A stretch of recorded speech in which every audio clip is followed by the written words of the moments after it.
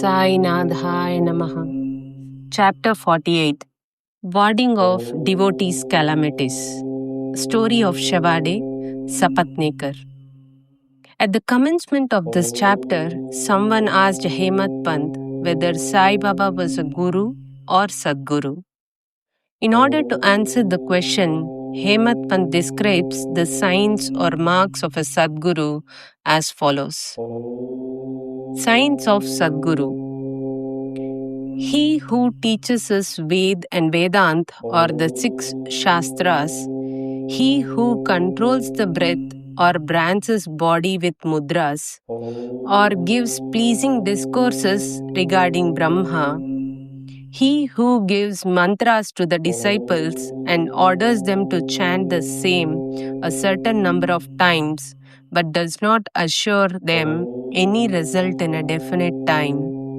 He who by his lengthy glossy knowledge explains beautifully the ultimate principle but has himself got no experience or self-realization is not a Sadguru, but he who by his discourse creates in us a distaste for the enjoyments of this world and the next, and gives us a taste of self-realization, who is well versed in both the theoretical and practical knowledge, deserves to be called a Sadguru.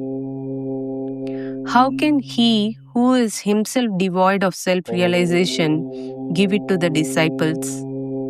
A Sadguru does not ever in his dream expect any service or profit from his disciples. On the contrary, he wishes to serve them.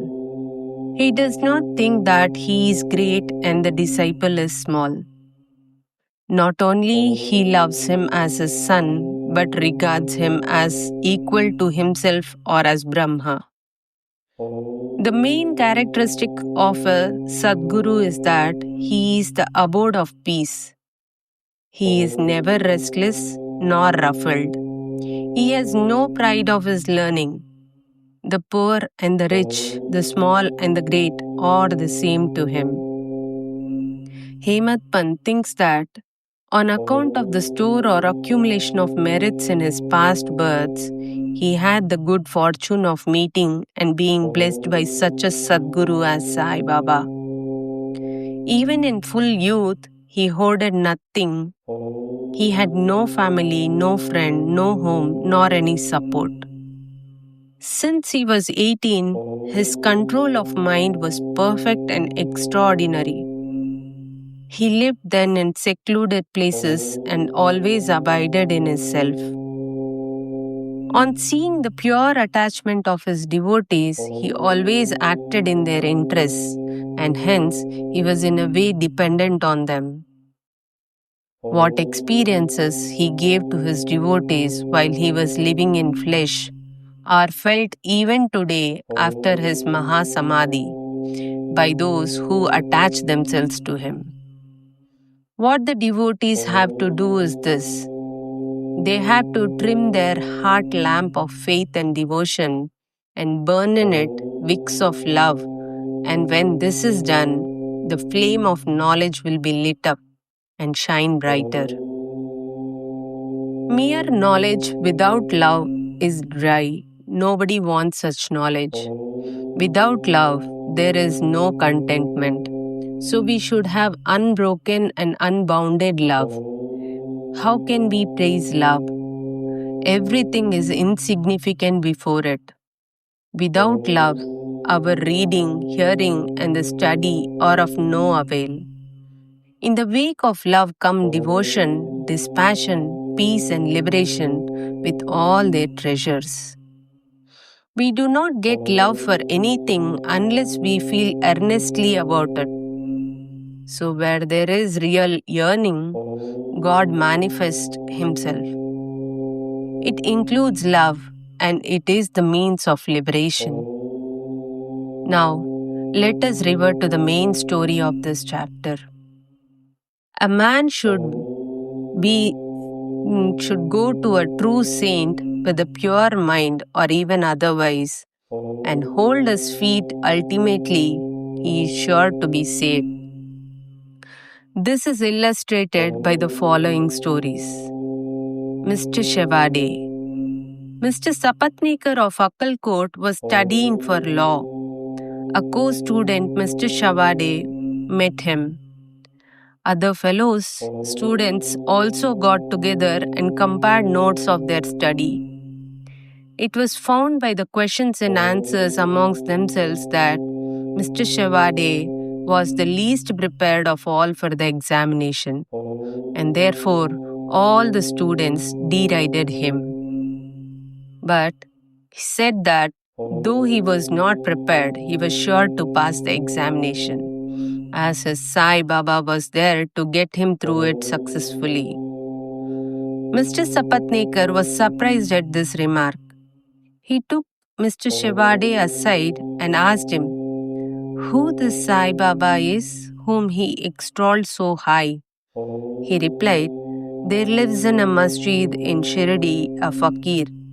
He is a great Satpurush. There may be other saints, but this one is unique. Unless there is a great store of merits on one's account, one cannot see him. I fully believe in him, and what he says will never be untrue. He has assured me that I will pass definitely next year, and I am confident that I will get through the final examination by his grace." Mr. Sapatnekar laughed at his friend's confidence and jeered at him and Baba. Sapatnekars. Mr. Sapatnekar passed his examinations, settled at Akkalkot, and practiced as a pleader there. 10 years after this, in 1913, he lost his only son on account of a throat disease. This broke his heart. He sought relief by making a pilgrimage to Pandharpur, Gangapur, and other holy places. He got no peace of mind. Then he read Vedanta, which also did not help him. In the meanwhile, he remembered Mr. Shevade's remarks and his faith in Baba, and he thought that he too should go to Shirdi and see Baba. He went to Shirdi with his younger brother Pandit Rao and was much pleased to see Baba from a distance. When he went near and prostrated himself and placed a coconut before Baba with feeling of devotion, the latter at once cried out, "Get away!" Sapatnekar hung down his head, moved back, and sat aside.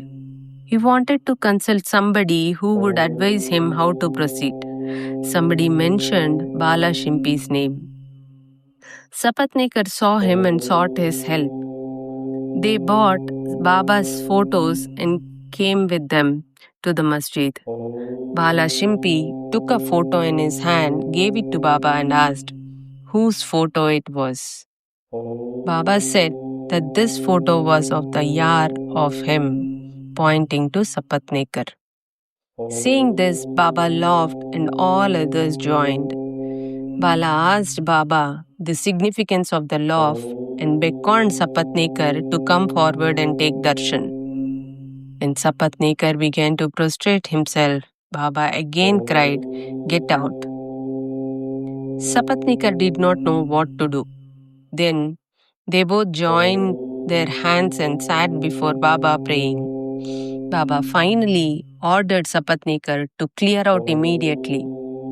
Both were sad and dejected. As Baba's order had to be obeyed, Sapatnekar left Shirdi with a heavy heart, praying that he should be allowed to take darshan next time. Mrs. Sapatnekar. 1 year elapsed. Still his mind was not at peace. He went to Gangapur, where he felt more restless. Then he went to Madegaon for rest and finally decided to go to Kashi. 2 days before starting, his wife got a vision. In her dream, she was going with a pitcher to Lakkad Shah's well. There, a fakir with a piece of cloth tied around his head, sitting at the foot of the neem tree, came close to her and said, My dear lassie, why get exhausted for nothing? I get your pitcher filled with pure water. She was afraid of the fakir and hastened back with the empty pitcher. The fakir followed her. At this, she was awakened and opened her eyes. She told this vision to her husband. They thought that this was an auspicious sign and they both left for Shirdi. When they reached the masjid, Baba was absent. He had gone to Lendi. They waited till his return. When he returned, she was surprised to see that the fakir she saw in her vision exactly resembled Baba. She reverentially prostrated herself before Baba and sat down looking at him. On seeing her humility, Baba was much pleased and began to tell a story in his peculiar characteristic manner to a third party. He said, "My arms, abdomen, and waist are paining for a long time. I took many medicines. The pains did not abate. I got sick of the medicines as they gave me no relief. But I'm surprised to see now that all the pains have disappeared at once."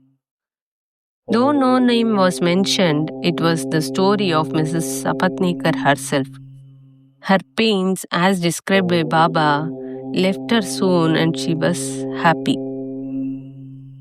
Then, Mr. Sapatnekar went ahead to take darshan.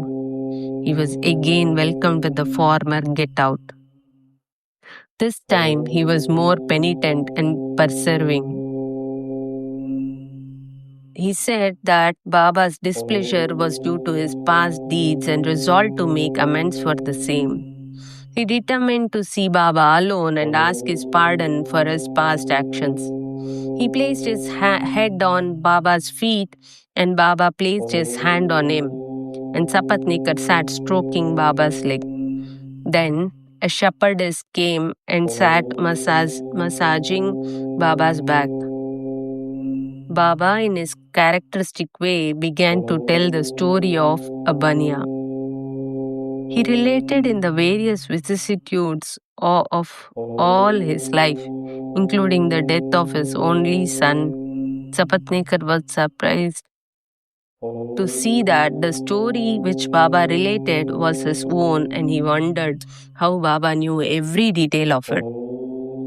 He came to understand that he was omniscient and knew the hearts of all.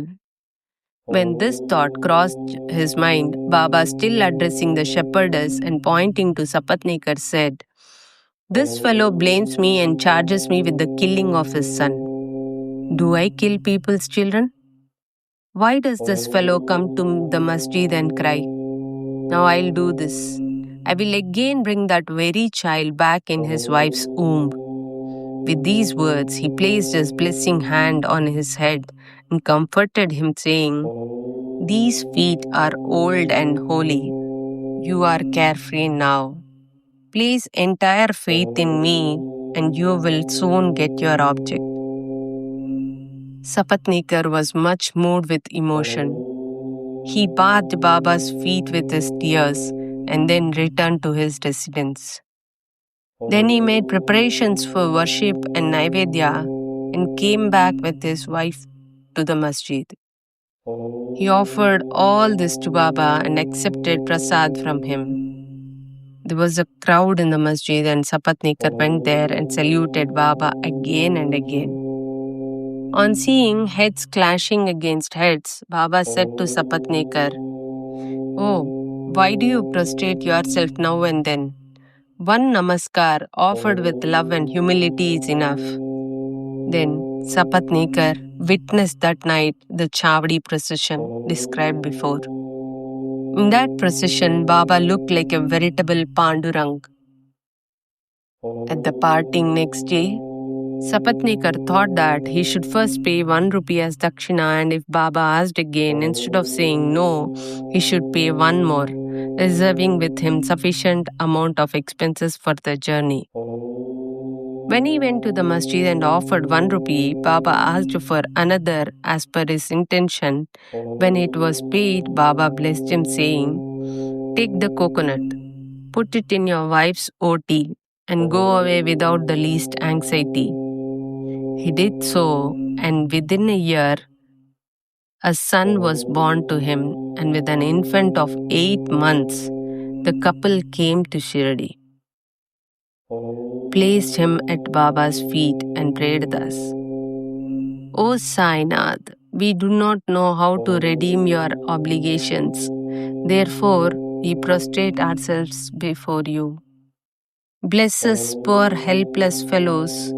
Thenceforth, let your holy feet be our sole refuge. Many thoughts and ideas trouble us in waking and dream states, so turn away our minds from them to your bhajan and bless us. The son was named Murlidhar. 2 others were born afterwards. The Sapatnekar couple thus realized that Baba's words were never untrue and unfulfilled. Bow to Sri Sai. Peace be to all.